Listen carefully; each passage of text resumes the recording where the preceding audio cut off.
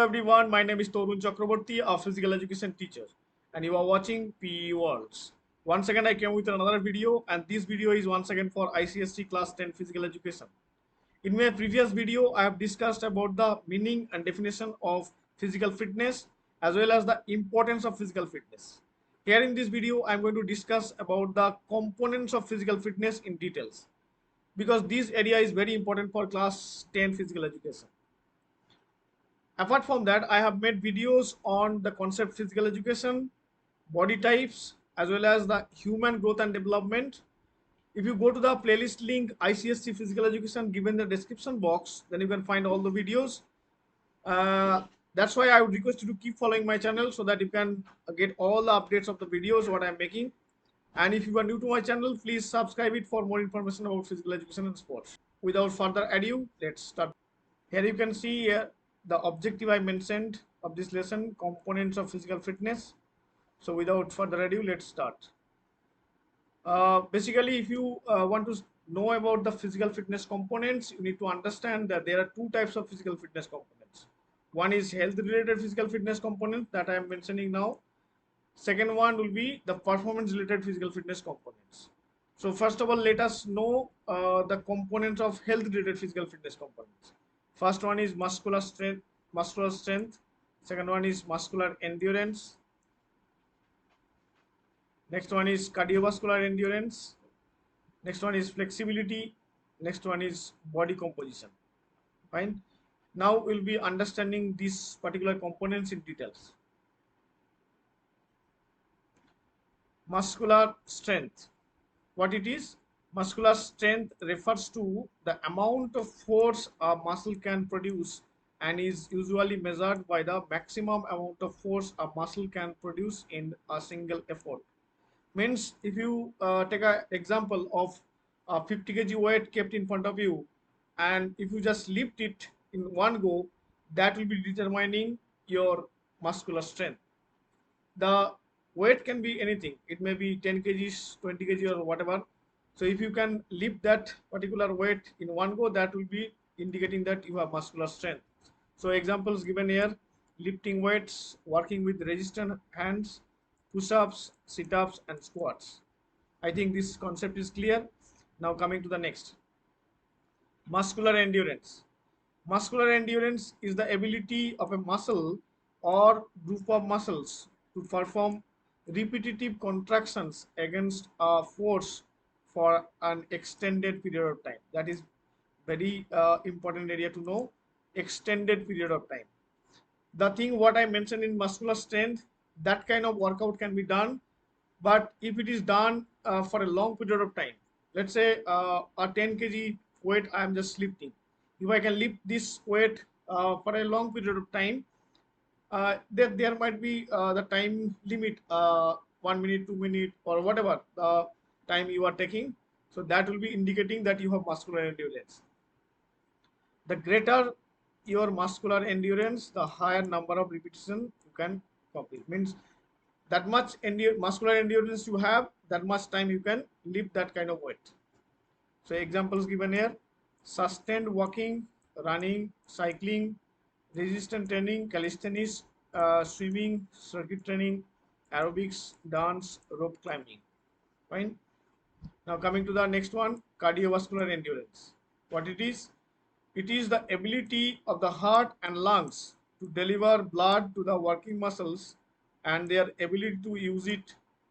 It can also be defined as the cardiovascular ability to sustain low intensity movement over a long period of time.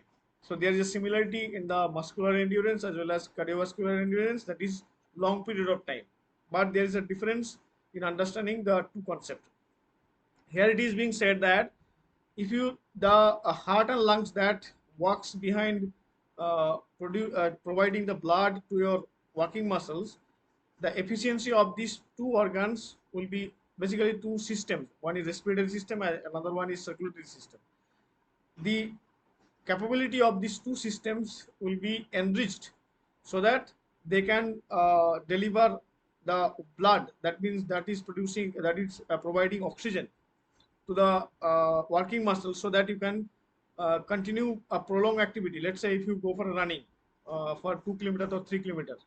That means your muscular system, that means the muscles involved, require more oxygen, right? So in that case, if your body or your basically your heart and lungs can produce that much of blood and supply to the working muscles, so this will be indicating your muscular cardiovascular endurance. So examples are walking, jogging, cycling, dancing, running, and bike riding. Fine. Now another component, that is flexibility. I think flexibility is a common term that is used by everyone in every cases. In physical fitness, it need to be known in a different way. What is written? Flexibility is the ability of the joints or a group of joints and muscles to move through a range of motion effectively, unrestricted, and pain-free. Means it is showing that the joints we have, let's say wrist joint, elbow joint, uh, our hip joint, shoulder joint, and all these things, if we can extend these particular joints or move the joint freely, and we can hold in a particular position for a certain time period without pain or without unrestricted manner, then it will be indicating that we have flexibility.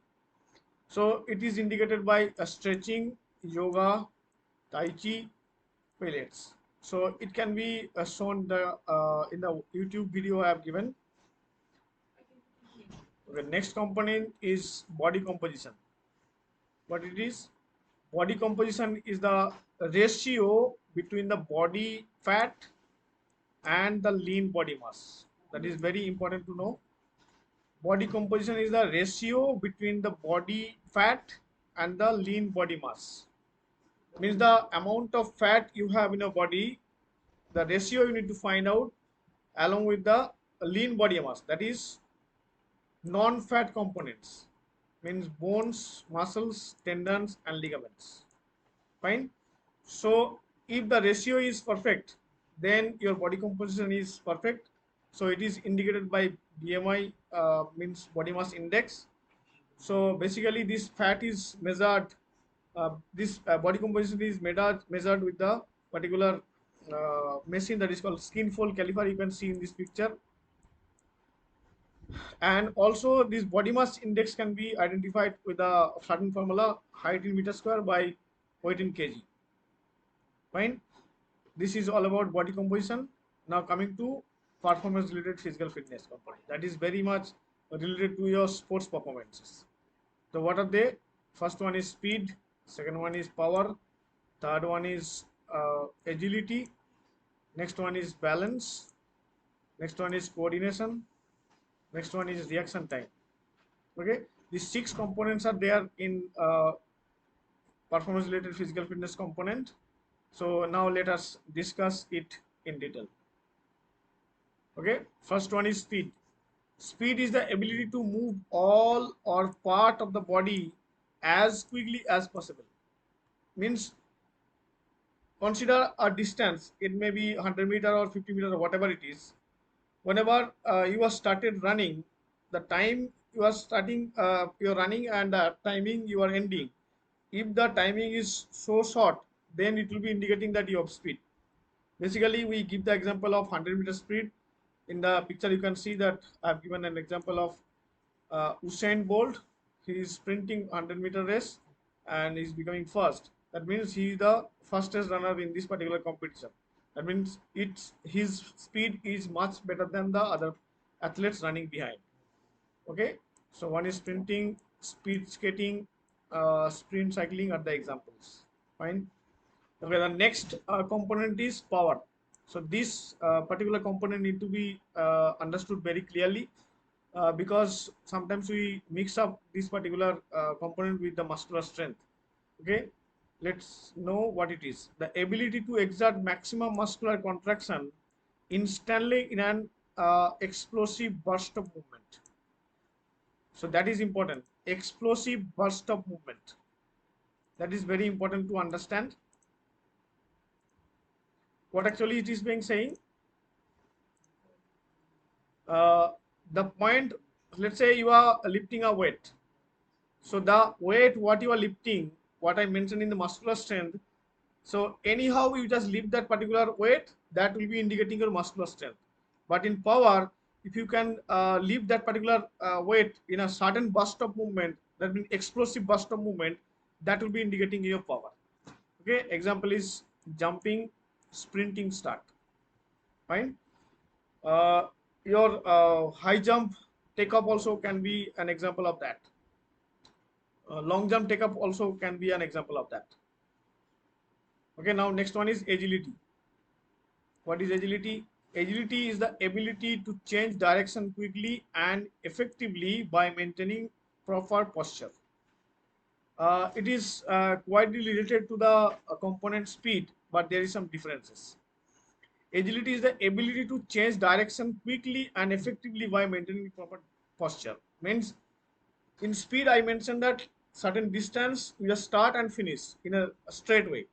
But in agility, what you need to do, you need to go in a different direction. Let's say you can go forward, then backward, then sidewise, left side, right side, again forward, backward. If that kind of movement can be done with a proper posture and with efficient way, with shortest period of time, that will be indicating your best agility.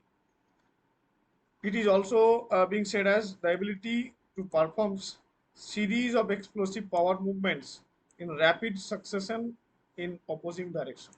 Okay, examples are zigzag running, cutting movements. In the picture, it is clearly shown how it is can be performed. Okay, next one is balance. That is very important component in physical fitness. Balance is the ability to control your body's position, whether stationary or while moving. That is very important to understand. Whether stationary or while moving. Means if you look into this picture, it is clearly depicted that the person is standing on a what's called unstable platform.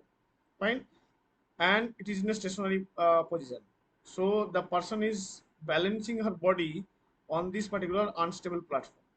So as it is said, where the stationary position. And also if I come to the example of moving, while running at the time also your body need to be balanced, right? So in that case, that's why it is mentioned that while moving also, if you can maintain your body balance, that will be indicating how balanced you have having. So examples can be complex yoga poses or is for the stationary position. Okay, one more information regarding balance. Balance is a key component of fitness along with strength, endurance, flexibility. There are various ways to perform balance exercise. Shifting your weight from side to side, standing on one foot, walking heel to toe, using a balance board or stability ball, doing Tai Chi, yoga or pilates. Fine. So these are the examples. Next one is coordination. What it is? Coordination is the integration of eye, hand, and foot or foot of the body that helps in performing smooth and efficient movements. It says that coordination is the integration of your eye, hand, and or leg if required. Basically, it may happen with eye hand coordination, or it may also happen that your eye, hand, as well as leg, or it may also happen that your eye and leg. That's why it is written like that. So while you are doing some kind of activity, if your hand and eye is coordinated, or your hand or leg is coordinated, you can do it the work perfectly. So that's why it is written in that way. Coordination is the integration of eye, hand, and foot or foot of the body that helps in performing smooth and efficient movements. If you look into this picture, it is very clear that when the ball came in a flight mode, then the player was taking a bicycle kick, so that needs his eye leg coordination, right? Good coordination requires an athlete to combine multiple movements into a single movement and is fluid and achieves the intended goal. Fine. Examples are receiving a overhead long pass in football, perceiving and hitting a smash in badminton. Fine. The last component The last component, that is reaction time. What it is? Reaction time is the ability to respond quickly to a stimulus. That is very important to note. Stimulus. What is stimulus? If I give an example of mosquito biting on your hand, how much time you are taking to slap on it, that actually indicates how reaction time you have. Stimulus is your the mosquito biting, and the reaction is your hand slapping. So in sports, if you look into this picture, it is very clear that in 100-meter sprinting start, the starter gives the command like on your mark, then set, and then he fires the gun. So as soon as the gun is fired, so how quickly you can come out of the starting block, that is indicating that how reaction time you have. Okay, it refers to the speed at which an athlete responds to an external stimulus. That means here the stimulus was working was as the gun firing, and the coming out of the block of the athletes, that was indicating the reaction time. Fine. Leaving the starting block in 100-meter sprinting is the example of reaction time. So these are all about the physical fitness components and their descriptions given. I think this particular concept is very much clear to all of you. So thank you so much for watching this video. Please follow the channel so that you can get update of those videos what I'm making now forward. And if you are new to my channel, please subscribe it for more information about physical education course. Thank you so much.